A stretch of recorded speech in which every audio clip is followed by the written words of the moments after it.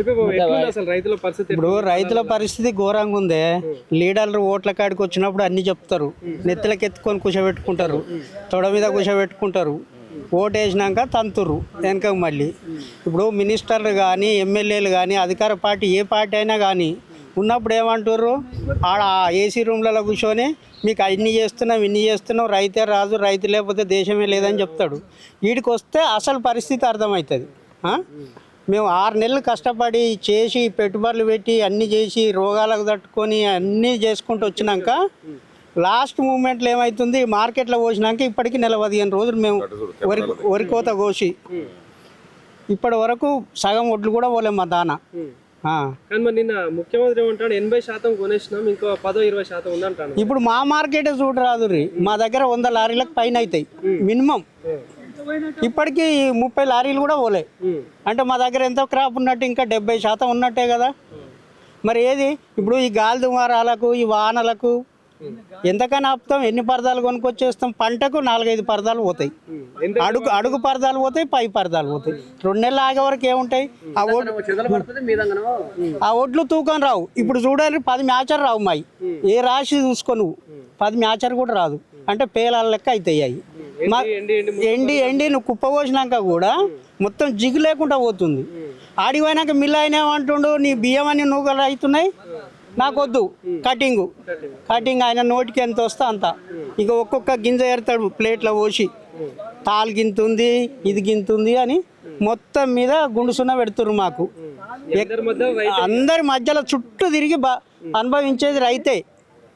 కాబట్టి ఇవన్నీ వాళ్ళు ఏంటంటే లీడర్లు ఒకరికొకరు అనుకుంటారు, నన్ను మర్చిపోద్దని చెప్పుడు. కానీ రైతుకు మేలు చేసేటోళ్ళు ఎవరు లేరు. ఇప్పుడు రైతు బంధు ఇస్తా అంటాడే, అది ఎక్కడో అరచేతిలో మోసేలో బెల్లం పెట్టి అరచేత నాక పెడుతుండు గిత్త. ఎందుకు నువ్వు కరెక్ట్ గిట్టుబాటు రేటు ఇయ్యి రైతుకు. నువ్వు ఫర్టిలైజర్కి ఏం పెరుగుతుంది, లేబర్కి ఏం పెరుగుతుంది, పెస్టిసైడ్స్కి ఏం పెరుగుతుంది, కవులు ఏం పెరుగుతున్నాయి, దాని ప్రకారం రైతుకు గిట్టుబాటు రేటు ప్రకటించు. నువ్వు రూపాయి సాయం చేయకు, ఇబ్బంది ఉండదు. గిట్టుబాటు ఇప్పుడు కంపెనీ వాళ్ళకి గిట్టుబాటు రేటు ఇచ్చినట్టు రైతుకు కూడా గిట్టుబాటు రేటు ఇస్తే మనం ఎందుకు ధర్నాలు చేస్తాం, ఎందుకు అంటాం? మాకు కూడా ఇప్పుడు కంపెనీ వాళ్ళు దాచిపెట్టుకుంటే సామాన్ ఖరాబు కాకుండా ఎట్లుంది, మాకు కూడా అట్లా చెయ్యి. రైతే కదా దేశానికి ఎన్నుముక. మరి ఎందుకు చేస్తలేరు? ఇవన్నీ చెప్పుడు కట్టుకథల వరకే ఉంది, కానీ నిజానికి వచ్చే వరకు ఇంట్లో 10 పైసలంతా కూడా లేదే రైతుకు మేలు. ఈ ప్రజాపాలన ఏ పార్టీ వచ్చినా గట్టినే ఉంది. ఇగో ఈ పార్టీ వచ్చింది ఇది డెవలప్ అయ్యింది, ఈ పార్టీ వచ్చింది డెవలప్ అయ్యింది. కొంచెం రాజశేఖర రెడ్డి పీరియడ్లో రైతులకు మేలు అయింది వాస్తవానికి, కొంచెం అప్పుడు సంతోషంగా ఉన్నాం. ఇక ఇప్పుడు మొన్నటి గవర్నమెంట్ అట్నే ఉంది, ఈ గవర్నమెంట్ అట్నే ఉంది. ఇప్పుడు ఇంత కష్టపడి పండిస్తారు కదా, ఆ పంట అంటే వ్యవసాయం చేసుడు కష్టం ఉందా, అమ్ముడు కష్టం ఉందా? అమ్ముడే కష్టం ఎక్కువ ఉంది. వ్యవసాయానికంటే ఇప్పుడు పైసలు ఉంటే అట్లా పోయి షాపులో మనకు అన్ని దొరుకుతున్నాయి, తీసుకొస్తున్నాం. శాత కాకపోతే మనిషిని ఎంగేజ్ చేసుకొని పని చేస్తున్నాం. వీడికి వచ్చే వరకు మనం ఏం చేయలేకపోతున్నాం కదా.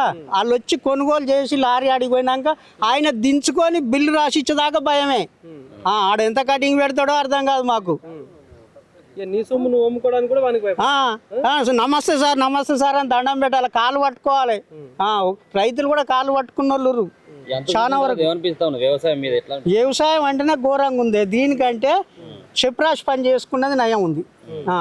నన్ను దొరుకుతాయి వాచ్మెన్ చేసుకుంది నయం ఉంది. అవునా, అంత ఘోరంగా ఉంది పరిస్థితులు అట్లున్నాయి. ఇప్పుడు ఆఖరికి ఆ చెప్రాష్ పని చేసుకుంటే నెలకు 20,000 వస్తాయనే నమ్మకం అని ఉంటుంది. రైతుకు అది కూడా లేదు, ఆ నమ్మకం కూడా లేదు. నిజం చెప్పాలంటే ఇంత కష్టపడి పండిస్తారు, కనీసం ఏమంటారు దాని గిట్టుబాటు అయినా వస్తుందా? రాదు. పెట్టుబడికి మ్యాక్సిమం కౌలుకున్నోనికైతే మిగిలాయి. సొంతం భూమి అయినా ఓ పంట వస్తే ఓ పంట ఆశ చూపిస్తుంది, ఓ పంట పోతుంది. 2 పంట మనకు కరెక్ట్గా పంటకు గిన్ని లక్షలు వస్తాయి లేకపోతే గిన్ని వేలు మిగులుతాయి అనేది లేదు. ఇప్పుడు భార్య భర్తలం మేము కష్టం చేయంగా మాతో పాటు ఇంకొక 4గురికి మేము పని చెప్తాం, డబ్బులు ఇస్తాం. ఈ అన్ని లెక్కలు తీస్తే మాకు రోజు 100 రూపాయలు కూడా గిట్టుబాటు కాదే. ఇప్పుడు పోసి కళ్ళల్లో పోసి 1 నెల రోజులు అవుతుంది దగ్గర. ఏంటిది మరి ఇక్కడ ఎవరు ఉంటా ఉన్నారు, ఈ ఒడ్ల పరిస్థితి ఏంటిది? మళ్ళీ రావాలా, రాత్రి పగలంతా ఇక్కడికి రావాలి? తిరుగుతూనే ఉంటాం కదా. ఇప్పుడు గాలి దుమారం వస్తుంది, వస్తూనే ఉంటాం. పొద్దు 3 సార్లు తిరగవలసిందే, బరువులు వేయవలసిందే. వేరే పని పెట్టుకుని లేదు. ఇంకేం పని చేస్తాం ఇప్పుడు? ఇక ఏం పని చేయడానికే లేదు. ఓకే. నిన్ననైతే విపరీతమైన గాలి, పరదలన్నీ లేచిపోయినాయి. చినిగిపోతే మళ్ళీ కొనాలా? శనిగిపోతే కొనాల్సి వాటికి ఎంత అయితే? ఆ సైజుని బట్టి ఉంటుంది. మినిమం 3,000 నుంచి ఈ రాశిని బట్టి ఇక మొత్తం ఈ వడ్లంతా పోయారు ఒక 10-20 వేలు దానికే ఇక. ఘోరంగా ఉంటుంది. వ్యవసాయం అంటేనే ఘోరంగా ఉంది. నువ్వు మాట్లాడదా అన్న?